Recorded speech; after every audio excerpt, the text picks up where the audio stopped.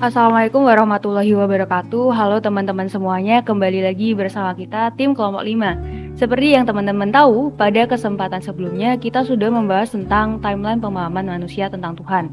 Nah, kali ini kita akan membahas tentang hubungan antara budaya dan agama di Indonesia. Pembahasannya meliputi salah satu kebudayaan di Indonesia, nilai-nilai Islam dalam budaya Indonesia, dan juga kasus yang terjadi akibat gesekan antar budaya, agama, dan negara Indonesia. Berbeda dengan sebelumnya, pembahasan kita kali ini akan dikemas dalam bentuk podcast. Nah, jadi kita bisa diskusi sambil ngobrol sama teman-teman kelompok 5 yang ada di sini. Oke, tidak berlama-lama lagi, saya akan sambut bintang tamu pertama kita, yaitu ada Mahardika. Silahkan perkenalkan diri terlebih dahulu. Baik, terima kasih. Perkenalkan, nama saya Mahardika Virgo Wuryantoro dari jurusan Informatika dengan NPM 21081010077. Oke, biasanya dipanggil siapa, Mas? Mahardika? Dipanggil Dika. Oke, Dika aja. Oke, Dika, menurut Dika pembahasan yang menarik tentang kebudayaan Indonesia itu seperti apa? Wah, ini berbicara tentang budaya di Indonesia itu pastinya banyak sekali yang bisa kita bahas. Sudah menjadi pengetahuan umum kan, seberapa banyak kebudayaan di Indonesia ini. Dari Sabang sampai Merauke, pasti ada saja kebudayaan lokal yang menarik untuk dibahas. Misalnya kesenian lokal, tradisi, dan bahkan sampai cara hidup sehari-hari itu bisa jadi budaya. Oh, jadi kebudayaan Indonesia tuh banyak ya macamnya. Iya, benar sekali. Seperti kata Dika tadi kan dari Sabang sampai Merauke pasti ada kebudayaan lokalnya. Nah, menurut Dika nih, kebudayaannya itu sama atau beda-beda antar daerah? Misal nih ya, aku orang Jawa dan aku punya teman orang Bali. Pasti dari kebiasaan dan budayanya pun juga beda kan? Iya, kalau menurut saya ya pastinya beda ya, karena budaya itu sendiri kan menyesuaikan dengan masyarakatnya, lokasinya, juga banyak faktor-faktor lainnya. Misalnya sebagai contoh, di masyarakat yang hidup dengan gunung, misalnya di Gunung Merapi atau Gunung Semeru seperti itu, kita bisa menemukan ritual-ritual yang bertujuan untuk menghormati gunung tersebut. Atau di masyarakat yang hidupnya masih dekat dengan alam, misalnya suku Baduy, kita bisa temukan semacam petuah-petuah yang walaupun berbau mistis itu, tapi sebenarnya tujuannya itu untuk melindungi alam. Oh gitu. Jadi intinya tergantung faktor dari daerah masing-masing ya. Entah itu bisa dari nenek moyangnya mungkin, masyarakatnya, lokasi, dan lain-lain. Iya, benar sekali. Dan itu juga bersifat turun-temurun. Jadi budaya di Indonesia ini juga dari dulu sampai sekarang masih kental dan juga sangat beragam. Oke, bangga banget pastinya kita jadi orang Indonesia kan. Masih bicara tentang budaya nih. Dari banyaknya budaya di Indonesia ini, kebudayaan yang menurut Mahardika menarik atau yang paling Dika inget itu apa salah satu contohnya? Nah ini ya, kemarin itu ada satu kebudayaan yang menurut saya cukup menarik untuk dibahas, terlebih kan ini sempat ramai juga di kalangan netizen beberapa waktu yang lalu. Oh, kayaknya aku tahu deh ini mau bahas apa yang pakai singing bowl kemarin kan? Benar sekali, yang saya maksud itu ya ini tradisi nerang hujan. Wah, apa tuh nerang hujan? Nerang hujan itu ritual yang bisa mengalihkan hujan supaya tidak turun di tempat yang semestinya. Jadi hujannya itu dialihkan ke tempat lain. Biasanya ritual ini menggunakan jasa dari seorang pawang hujan. Kebudayaan ini juga kemarin bisa disebut go internasional ya, karena juga sempat ditunjukkan kan di perhelatan MotoGP yang dilaksanakan di Lombok kemarin. Bener sih, hujan pun ada pawangnya ya. Aku punya pertanyaan nih, kenapa MotoGP kemarin perlu banget dilakukan ritual nerang hujan tersebut? Atau bisa kita sebut perlu mendatangkan seorang pawang hujan, Mbak Rara? Ini ya kan emang kemarin waktu pelaksanaan MotoGP itu emang hujan, dan kalau dilihat dari segi fungsinya dari budaya ini juga menurut saya itu ada korelasinya dengan fakta bahwa Indonesia itu merupakan negara yang beriklim tropis. Jadi waktu musim hujan itu hujan bisa datang tiba-tiba dalam jangka waktu yang lama.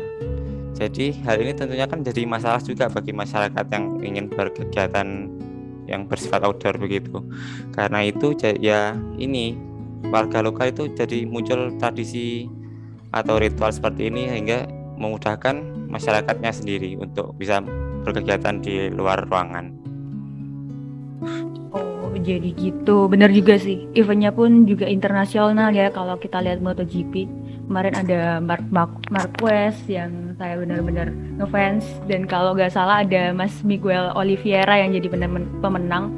Pasti acara sepenting ini juga akan diperhatikan ya aspek-aspeknya seperti cuaca di Indonesia sendiri, and that's why panitia MotoGP memanfaatkan tradisi di Indonesia yaitu nerang hujan untuk ikut serta mengamankan event internasional yang ada di Lombok kemarin. Ya, benar sekali. Oke, baik, terima kasih Mbak Ardika. Bicara tentang sirkuit Mandalika nih teman-teman. Itu kan tempatnya ada di Lombok ya. Dan kata Mbak Ardika tadi, dari Sabang sampai Merauke pasti ada kebudayaannya. Nah, di Lombok sendiri pastinya ada banyak kebudayaan juga ya teman-teman. Maka dari itu, salah satu kebudayaan yang ada di sana akan dijelaskan oleh bintang tamu kedua kita, yaitu Wevi. Oke, bisa sapa dulu teman-temannya. Halo, aku Hamida Wevi, biasa dipanggil Wevi. Oke, kita sudah berkenalan sama Wevi. Sekarang waktunya kita bahas salah satu kebudayaan yang ada di Lombok nih, Wevi. Oke deh. Jadi menurut Wevi nih, as Wevi know, salah satu kebudayaan yang ada di Lombok itu apa sih? Jadi di Lombok itu ada tradisi atau kebudayaan yang namanya perang topat. Hah? Baru dengar nih ada tradisi seperti ini. Terus perang topat itu seperti apa? Perang topat ini kayak sebuah acara adat yang diadakan di Burali Besar, NTB, Indonesia. Perang itu dilakuin karena merupakan sebuah perdamaian antara umat Muslim dan Hindu di Lombok. Oh, jadi ada hubungannya juga ya sama agama? Ya, benar banget. Dan acara ini tuh dilaksanain pada sore hari di setiap bulan purnama ke-7 dalam penanggalan suku Sasak. Kenapa kalau dilakukan sore hari? Apa wajib dilaksanakan di sore hari aja gitu? Pagi nggak boleh? Ya, jadi menurut mereka tuh sore hari merupakan puncak acara yang dilakukan setelah sholat asar atau dalam bahasa Sasak karak kembang waru, yang artinya bubur bunga waru. Nah, bubur bunga waru ini digunakan oleh orang tua zaman dahulu untuk mengetahui waktu sholat asar. Oh gitu. Betul. Setelah itu tradisinya biasa dilakukan di mana? Nanti ribuan umat Hindu dan Muslim akan berkumpul dan memenuhi sebuah pura yang ada di sana, yaitu Pura Walingsar. Dan dua komunitas umat yang berbeda kepercayaan ini menggelar prosesi upacara puja wali sebagai ungkapan puji syukur atas limpahan berkah dari Sang Pencipta. Jadi tradisinya seperti berdoa bersama gitu ya? Ya, kayak gitu. Oh, oke. Terus Bev, untuk perang topatnya itu macam mana? Apa seperti perang antar desa atau perang antar manusia satu dengan manusia lainnya? Jadi sakit dong. Masa habis berdoa bersama malah perang, kan gak mungkin. Ya, nggak gitu dong konsepnya. Jadi perang yang dimaksud itu mereka saling lempar ketupat di antara masyarakat Muslim sama masyarakat Hindu. Oh, pakai ketupat. Padahal ketupat itu enak loh. Bukannya dimakan malah buat perang ya di tradisi ini. Nanti tetap dimakan sih. Jadi abis mereka saling melempar ketupat gitu, bakal banyak yang rebutan karena mereka percaya ketupat itu bisa membawa kesuburan bagi tanaman agar hasil panennya bisa maksimal. Walah gitu, unik sih ini. Terus Bevi, tahu nggak tradisi ini udah berlangsung berapa lama? Kepercayaan ini tuh udah berlangsung lama ya, ratusan tahun dari nenek moyang mereka, dan sampai sekarang pun masih terus dijalan. Wah, keren-keren. Masih dilestarikan ya pastinya. Baik, kita sudah mengetahui budaya Indonesia itu seperti apa. Sekarang waktunya kita mengaitkan nilai-nilai Islam dalam budaya Indonesia. Hari ini saya akan membahas topik ini bersama bintang tamu kita yang ketiga, yaitu Mutia. Silahkan Mutia kenalan dulu sama teman-teman kita yang ada di sini. Halo, kenalin namaku Mutia Anissa Maulida. Oke Mutia, jika kita membahas tentang nilai dan budaya nih, apa sih perbedaan di antara kedua hal tersebut? Menurut aku ya, secara sederhana dapat dikatakan bahwa nilai merupakan sebuah ide atau konsep tentang sesuatu yang penting dalam kehidupan seseorang. Sedangkan kebudayaan Indonesia itu adalah budaya yang dihasilkan oleh bangsa Indonesia sejak zaman dahulu hingga kini sebagai suatu karya yang khas yang mencerminkan jati diri dan identitas bangsa Indonesia. Oh gitu. Penjelasannya seperti orang pro ya, maksudnya pro di bidang ini. Berarti intinya nggak jauh beda ya sama seperti kata mardika. Terus tadi kan kita udah bahas beberapa budaya yang ada di Indonesia. Tapi apakah agama kita memiliki kebudayaan juga? Dalam kata lain adalah budaya Islam. Pastinya ada dong, karena budaya dan tradisi dalam Islam di Indonesia itu merupakan akulturasi antara ajaran Islam dan adat yang ada di Nusantara. Jadi budaya agama kita ini juga sangat berlimpah. Aku juga pernah denger sih kalau budaya dan tradisi-tradisi yang agama kita punya itu dahulunya bertujuan untuk menyebarkan agama Islam. Ya, karena seni budaya, adat, dan tradisi yang bernapaskan Islam tumbuh dan berkembang di Nusantara kita. Dan itu sangat bermanfaat bagi penyebaran Islam pada waktu itu. Lalu para ulama dan wali pada zaman dahulu juga tentu telah mempertimbangkan tradisi-tradisi tersebut dengan sangat matang, baik dari segi mudarat, mafsadat, maupun halal haram. Oh gitu. Jadi itu sebabnya orang Islam di Indonesia itu banyak banget ya. Bahkan kita sebagai mayoritas di negara ini. Dan itu semua pastinya berkat persebaran Islam oleh ulama-ulama zaman dahulu. Hingga sekarang yang menyebarkan agama kita lewat budaya dan tradisi. Ya, bener banget. Nah ini sangat make sense ya sama nilai-nilai Islam yang ada. Mutia tahu nggak nilai-nilai Islam dalam kebudayaan di Indonesia seperti apa? Jadi nilai-nilai Islam dalam kebudayaan di Indonesia itu antara lain adalah menumbuhkan rasa cinta kepada kebudayaan Islam yang merupakan buah karya kaum muslimin masa lalu. Terus kemudian ada memahami berbagai hasil pemikiran dan hasil karya para ulama untuk diteladani dalam kehidupan sehari-hari. Terus ada lagi membangun kesadaran generasi muslim akan tanggung jawab terhadap kemajuan dunia Islam. Terus berikutnya mungkin memberikan pelajaran kepada generasi muslim dari setiap kejadian untuk mencontoh atau meneladani dari perjuangan para tokoh di masa lalu guna untuk memperbaiki dari dalam diri sendiri. Terus mungkin yang terakhir ada untuk memupuk semangat dan motivasi untuk meningkatkan prestasi yang telah diraih oleh umat terdahulu gitu. Ya lengkap banget ya. Kan nilai-nilai yang didapat pastinya juga banyak ya. Namun untuk implementasi nilai-nilai Islam tersebut dalam budaya Indonesia sendiri seperti apa Mutia? Maksud aku kayak seperti apa budaya dalam masyarakat kita yang tidak jauh dari nilai-nilai tersebut? Kalau untuk implementasinya pasti banyak juga ya, karena seperti yang kita sering dengar nama-nama orang seperti Ahmad, Muhammad, dan Abdullah.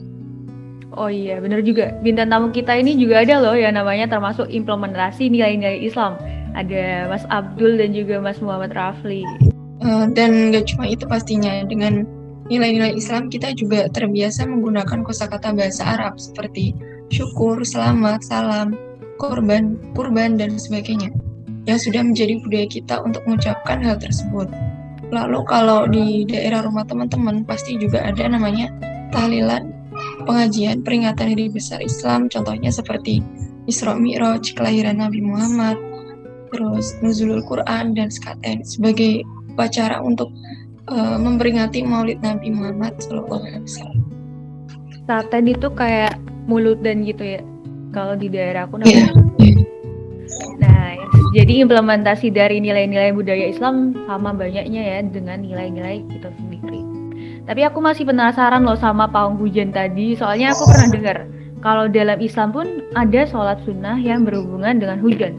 Tapi daripada salah arah ya teman-teman, kita langsung tanyakan aja sama pakarnya nih, yaitu bintang tamu kita yang keempat. Ada Mas Viryal, silahkan Mas Viryal.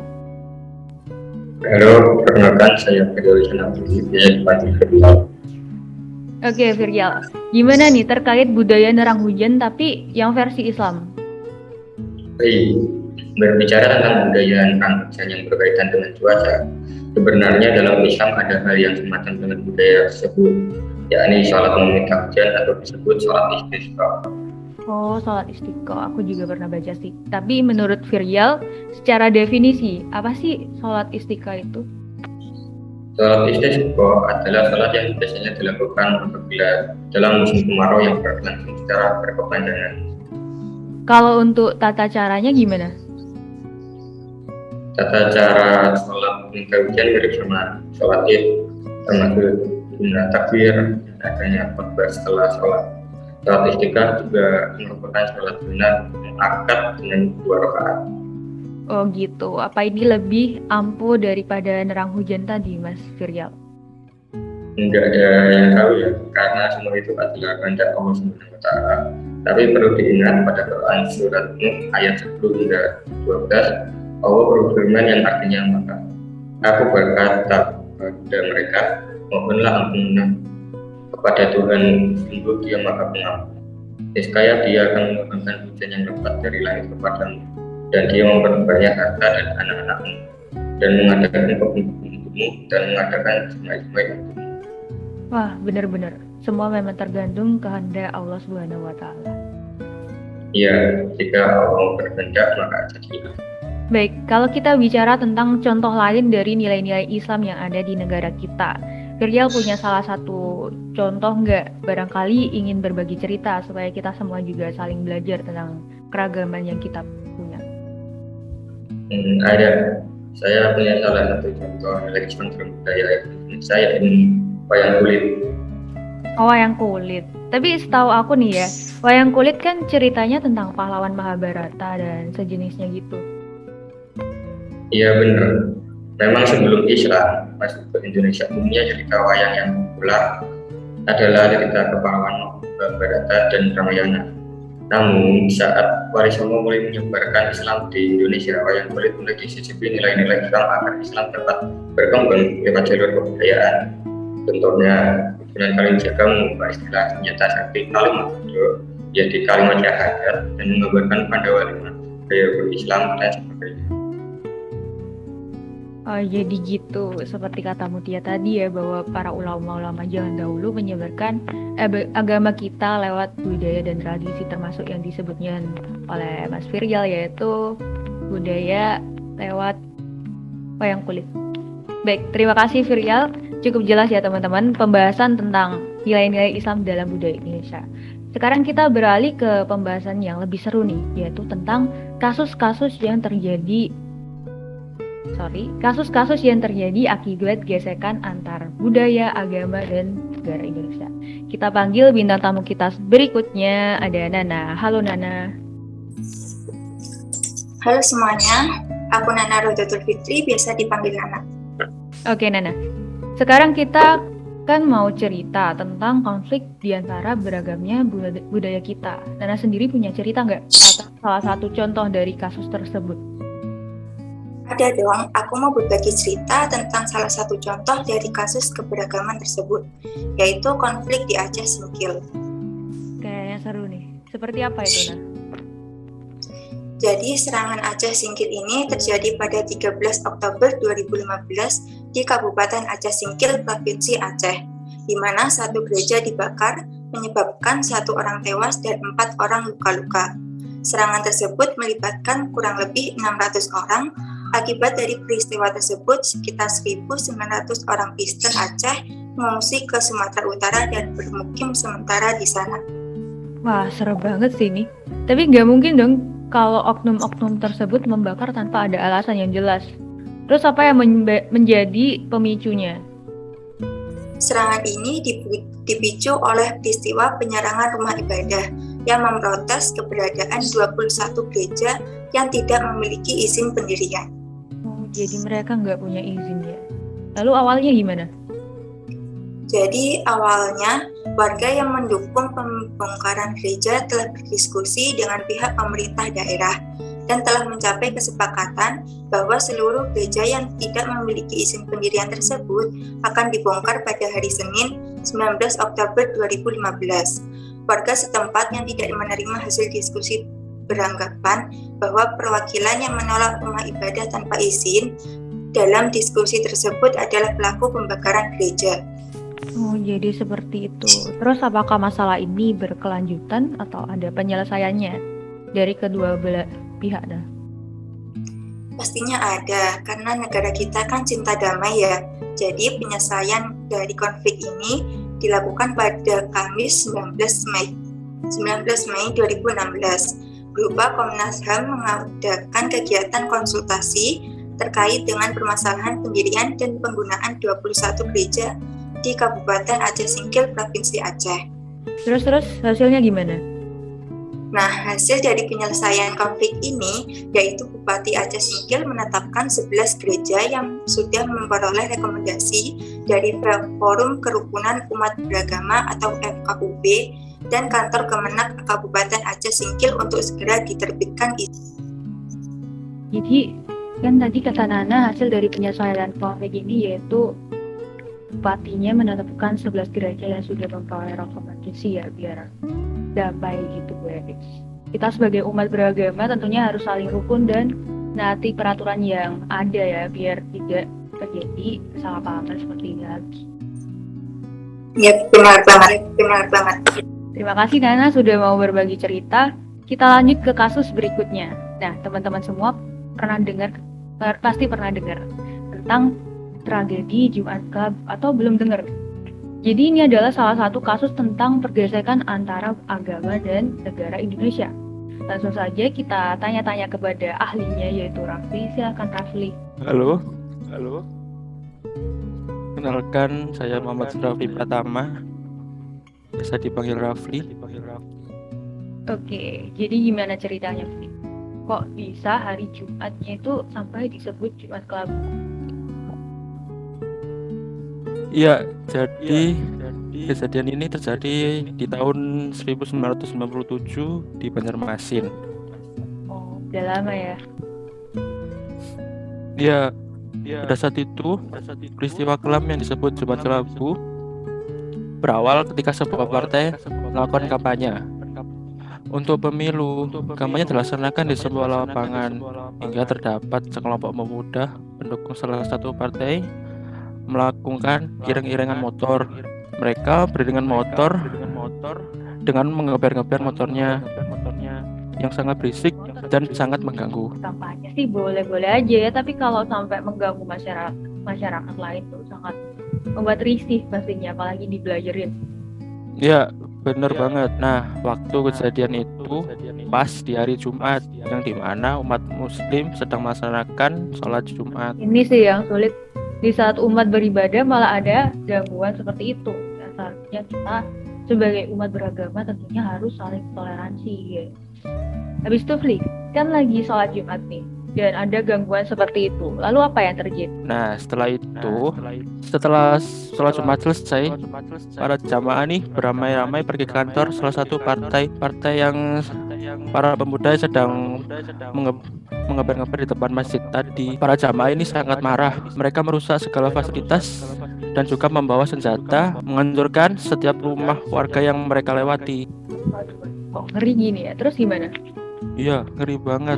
Suasana yang tadinya damai jadi sangat ricuh karena kegiatan kampanye tadi. Pasti tidak sedikit orangnya dan umat Muslim yang sedang beribadah pun juga banyak sekali. Jadi pada waktu itu suasana sangat ricuh. Ricuhnya seperti apa? Ricuh aja apa ricuh banget? Kalau ini sih sudah ricuh banget sampai terjadi kebakaran di mana-mana. Pasukan pengaman pun hingga datang malam hari dan diizinkan untuk menembak para perusuh di tempat. Banyak akses jalan juga yang ditutup. Para pasukan juga melakukan penyisiran dan mengamankan beberapa pelaku kericuan. Dan penyisiran tersebut dilakukan hingga subuh. Lalu dari semua penangkapan itu, pelaku dalang tidak diketahui dikarenakan pemerintah yang sangat tertutup. Jadi makin serem. Terus imbas dari kejadian tersebut apa? Nah, imbas dari kericuan ini mengakibatkan banyak gedung, kantor, dan rumah yang hancur. Tidak luput juga tempat ibadah pun dihancurkan. Banyak orang yang hilang. Tidak diketahui masih hidup atau tidak hingga saat ini. Jumlah korban yang terhitung meliputi 102 jiwa meninggal, 118 mengalami luka, dan 188 orang hilang akibat peristiwa ini. Wah, nggak salah sih kalau sampai dijulukin peristiwa Jumat Kelam. Benar, sampai peristiwa berdarah ini dilabeli sebagai peristiwa terburuk dalam sejarah Indonesia yang diakibatkan kurangnya toleransi antar golongan. Tuh, jadi merinding bahasnya. Kurang toleransi aja akibatnya bisa jadi fatal gini ya guys. Jadi kita sebagai pemuda yang lebih baik tentunya harus saling toleransi ya teman-teman.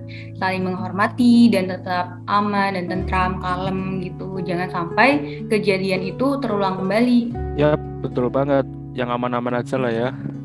Oke deh, terima kasih Rafli. Sekarang kita beralih lagi ke kasus keberagaman.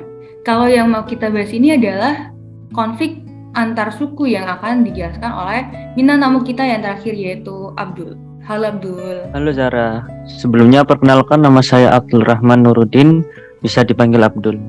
Oke, jadi Abdul, kasus atau konflik antar suku apa yang mau Abdul ceritain ke teman-teman? Jadi kasus ini bernama konflik Sampit. Wah, kalau dengar kata Sampit aku jadi inget orang Madura. Iya benar, jadi konflik Sampit ini terjadi antara warga Dayak Madura. Terakhir kali terjadi pada Desember 1996 dan Januari 1997 yang mengakibatkan 600 korban tewas. 600, banyak banget. Kayak sampai ada korban sebanyak itu loh. Kronologinya gimana tuh Dul? Jadi awalnya penduduk Madura pertama tiba di Kalimantan tahun 1930 di bawah program transmigrasi yang dirancang oleh pemerintah kolonial Belanda dan dilanjutkan oleh pemerintah Indonesia. Tahun 2000, transmigran membentuk 21% populasi Kalimantan Tengah. Oh gitu. Terus Suku Dayak yang asli Kalimantan sana itu merasa tidak puas dengan persaingan yang terus datang dari warga Madura yang lebih sifat menyerang.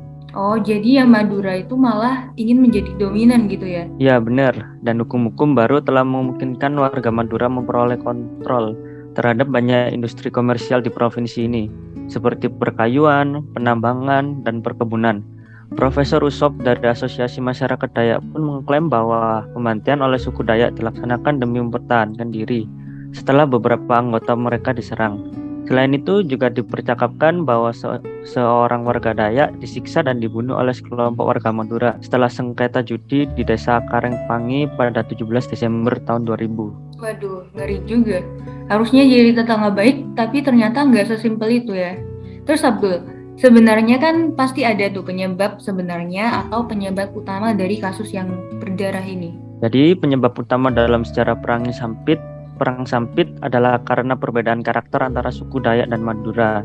Salah satunya penyebabnya adalah bahwa suku Dayak sebagai penduduk yang menirukan adat pahlawan nasional dari Kalimantan kerap tersisihkan oleh sepak terjang orang Madura sebagai pendatang yang seringkali dikatakan tidak menyesuaikan diri dengan bumi tempat berpijak. Sulit.